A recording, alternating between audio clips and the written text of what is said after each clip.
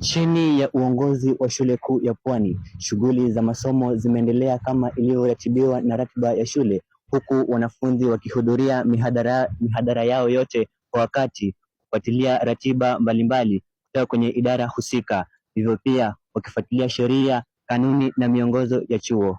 Hii leo ikiwa ni Alhamisi tarehe 15 mwezi Januari mwaka 2026, tumekita kambi katika Shule Kuu ya Pwani kwenye idara mbalimbali, na ningependa tu nizungumze na mmoja wao ili aweze kuniambia anajihisi vipi mwaka unapong'oa nanga. Hivi kwa majina unaitwa nani? Kwa majina anaitwa Daniel Kaboi. We umeingia Pwani mwaka upi?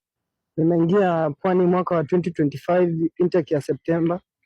Hivyo tunakufurahia humu Pwani. Maybe utueleze tu unajihisi vipi tangia mwaka jana ulipoingia, ulikuwa mgeni, tumeenda likizo, tumerejea. Hivi unajihisi vipi kulingana na mwaka jana? Shukran.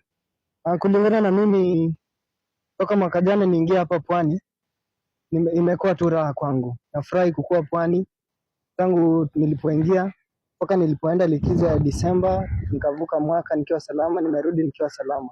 Shukran. Na hivi ningependa uwape wanafunzi waliofaulu kuingia katika vyuo vikuu, uwape neno moja la himizo, pengine wale wanaopendelea kuja Pwani, utawaambiaje?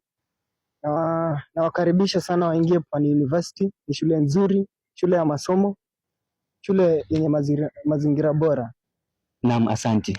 Na kama ulivyosikia, huyo ni mwanafunzi humu shuleni Pwani University, ni mwanafunzi wa mwaka wa kwanza. Kwa habari kama hizi na zingine, fuatilia tovuti ya shule, na habari zaidi kama hivi tufuatilie kwenye tovuti BCFM TV at TikTok, YouTube vile vile. Bila shaka nimekuwa wako Juma Isaac.